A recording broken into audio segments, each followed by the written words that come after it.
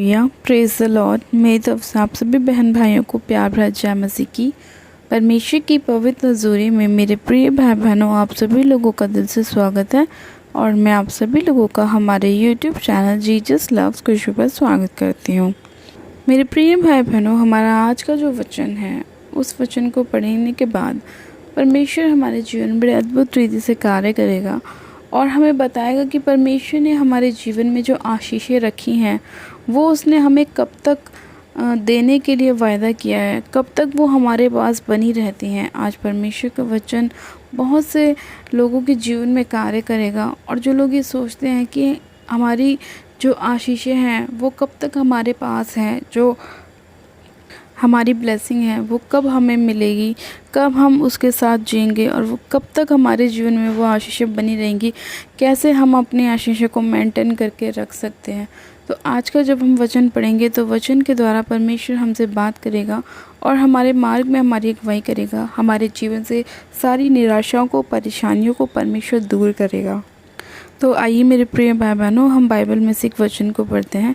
भजन संहिता उसका 45 अध्याय, 45 अध्याय और उसकी 2 आयत को। परमेश्वर का वचन कहता है, तू मनुष्यों की संतानों में परम सुंदर है, तेरे होठों में अनुग्रह भरा हुआ है, इसीलिए परमेश्वर ने तुझे सदा के लिए आशीष दी है। आमीन, हालेलुया।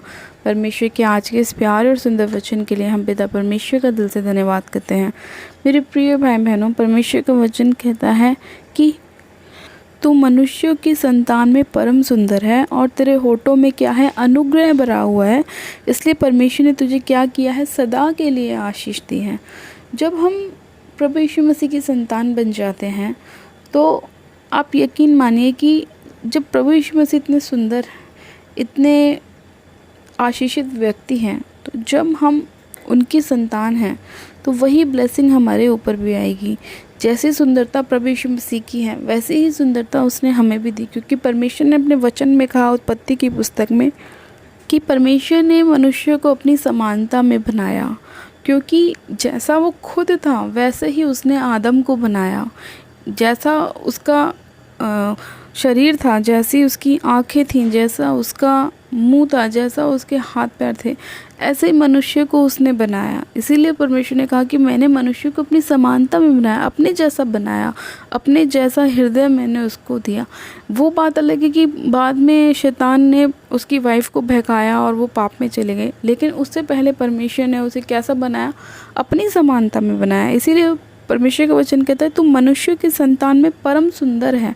आज लोग अपने आप को ना कर्ज करते हैं, बोलते हैं कि परमेश्वर ने हमें कैसा बनाया है, हमारे हाथ पैर कैसे हैं, हमारा शरीर कैसा है, हमारे शरीर के अंग कैसे हैं, ये ऐसा क्यों नहीं है, ये वैसा क्यों नहीं है। दूसरों के अंगों को देखकर अपने अंग की जो है निंदा करते हैं, बोलते हैं वो इतना सुंदर क्यों है, वो इतना गोरा क्यों है, मैं काला क्यों हूँ, मेरा रंग ऐसा क्यों है, परमेश्वर ने मुझे ऐसा क्यों नहीं बनाया। लोग शिकायतें करते हैं परमेश्वर से, परमेश्वर मेरी आंखें ऐसी क्यों नहीं है, उसकी जैसी क्यों नहीं, मेरे पड़ोसी के बच्चे तो सुंदर क्यों हैं, मेरे बच्चे सुंदर क्यों नहीं हैं। आज लोग इतनी शिकायतें परमेश्वर से करते हैं, लेकिन परमेश्वर का वचन कहता है कि तू तो मनुष्यों की संतानों में परम सुंदर है और तेरे होठों में क्या है, अनुग्रह भरा हुआ है। परमेश्वर ने आपके होठों में, आपके मुंह में आपको पावर दी है, आपके मुंह में उसने अनुग्रह दिया हुआ है कि जैसा आप अपने लिए बोलेंगे वैसा आपके जीवन में होगा। लेकिन लोग जैसा बोलते हैं वैसे ही सच में उनके लाइफ में होता है। आज लोग जब निराशाओं के शब्दों को बोलते हैं तो अपने जीवन में निराशाओं को देखते हैं, जब ब्लेसिंग के शब्द को बोलते हैं तो ब्लेसिंग को देखते हैं। वो इसीलिए क्योंकि परमेश्वर ने तो अपने वचन में कहा कि तेरे होठों में अनुग्रह है। आज लोग अपने जो मुंह का इस्तेमाल सही तरीके से नहीं करते और इसी वजह से उनके जीवन में बहुत सारी प्रॉब्लम्स आ जाती हैं। परमेश्वर ने कहा कि जीभ के वश में मृत्यु और जीवन दोनों ही हैं, और जो उसे काम में लाना जानता है वो आशीषित होता है, वो अपने जीवन में अच्छी अच्छी उत्तम उत्तम चीज़ों को प्राप्त कर पाता है। तो इसीलिए परमेश्वर ने कहा कि तेरे होठों में क्या है, अनुग्रह भरा हुआ है, इसीलिए परमेश्वर ने तुझे सदा के लिए क्या, आशीष दी है। परमेश्वर ने हमें सदा के लिए आशीष दी है, लेकिन अगर हम उस आशीष को मेंटेन करके रखते हैं, अपने जीवन में बना कर रखते हैं, तो परमेश्वर ने कहा सदा के लिए दी है। परमेश्वर ने ये नहीं कहा कि जब तुम मुझ पर विश्वास करोगे तो मैं तुम्हें 2 साल के लिए, 5 साल के लिए, 10 साल के लिए, 20 साल के लिए दूंगा। उसने बोला कि सदा के लिए दी है मैंने।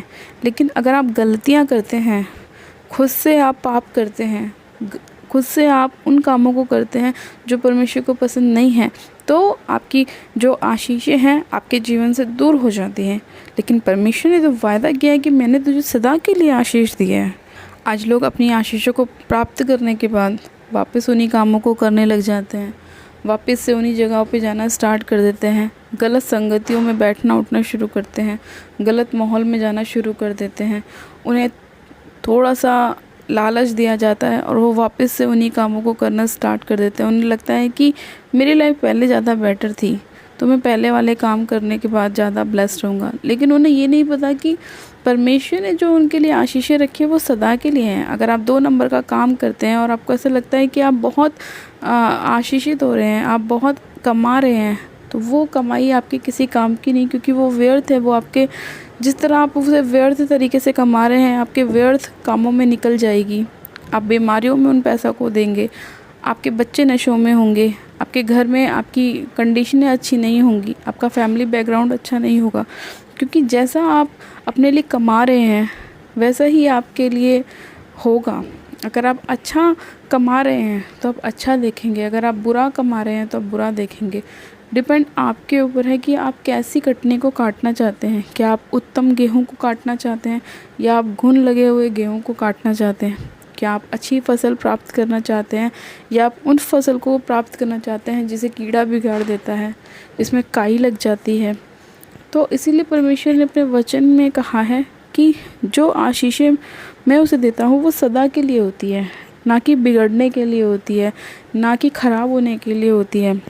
जो चंगाई आपको परमेश्वर दे सकता है वो आपको इस दुनिया में कोई नहीं दे सकता। बेशक अगर आप डॉक्टर्स के पास जाते हैं, वो भी एक टाइम पे आपको ये बोल देता है कि अब तो आपको भगवान ही बचाएगा, अब तो आपको परमेश्वर ही बचाएगा। वो क्यों बोलता है? क्योंकि उसे पता है कि वो आपका एक ट्रीटमेंट कर सकता है, लेकिन आपको सही करने वाला कौन है? परमेश्वर है। तो मैं ये नहीं कह रही हूँ कि आप अपना ट्रीटमेंट ना कराएं या आप अपना दवाई गोली ना कराएं, आप करा सकते हैं, लेकिन आपको विश्वास परमेश्वर पर रखना है कि वो आपका बनाने वाला है, वो आपका क्रिएटर है। उसने आपको क्रिएट किया है, आपके माता के गर्भ में पड़ने से पहले उसने आपके ऊपर चित्त लगाया है। उसको पता है कि आप उसकी रचना हो, उसको आपने बनाया है, उसकी आपके शरीर के अंग जो हैं उसने बनाए हैं। उसे पता है कि आपको किस चीज़ की घटी है और किस चीज़ में आपको बढ़ना है, क्या आपके जीवन में अच्छा है और क्या आपके जीवन में बुरा है। परमेश्वर सब कुछ जानता है। तो इसीलिए उसने बोला कि मैंने तुम्हें सदा के लिए आशीष दी है। अगर आप अपनी आशीषों को बनाकर रखना चाहते हैं तो उसे मजबूती से पकड़े रहें, किसी लालच में आकर अपनी आशीष को मत खोएं।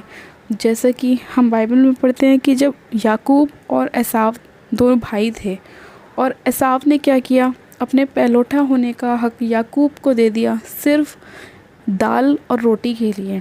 क्योंकि जब वो शिकार करके आया तो वो भूखा था और उसका भाई खाना बना रहा था और उसे भूख लगी तो उसने बोला कि मुझे खाना दे दे। और याकूब ने क्या बोला कि मैं खाना तुझे जब दूंगा जब तू अपना पहलौठा होने का अधिकार मुझे दे देगा।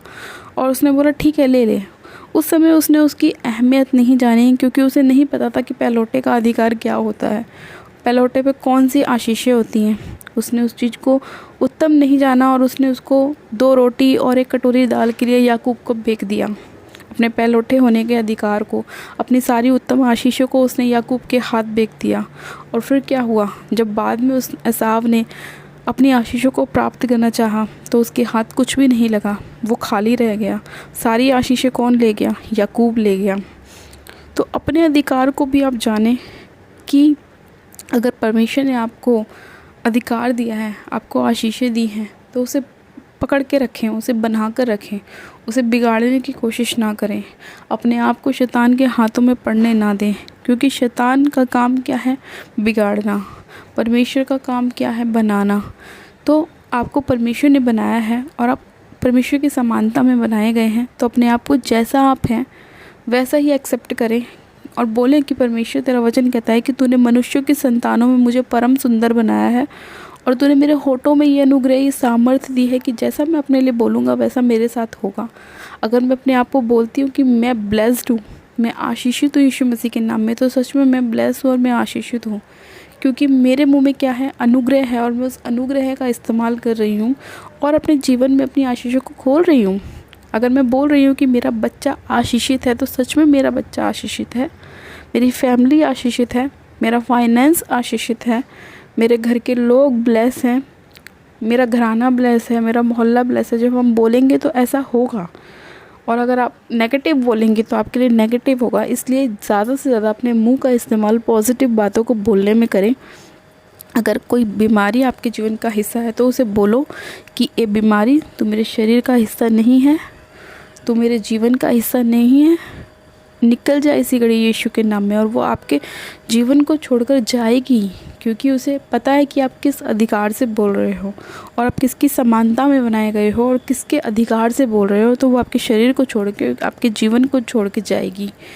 तो आपके जीवन में जो परमेश्वर ने आशीषें रखी हैं वो आपके जीवन में बनी रहेंगी।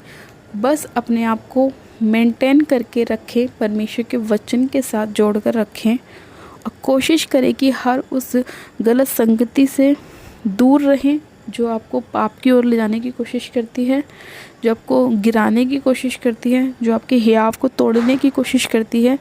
उन चीज़ों से अपने आप को अलग रखें। ऐसी चीज़ों को ना देखें जो आपको गंदगी की ओर ले जाती है।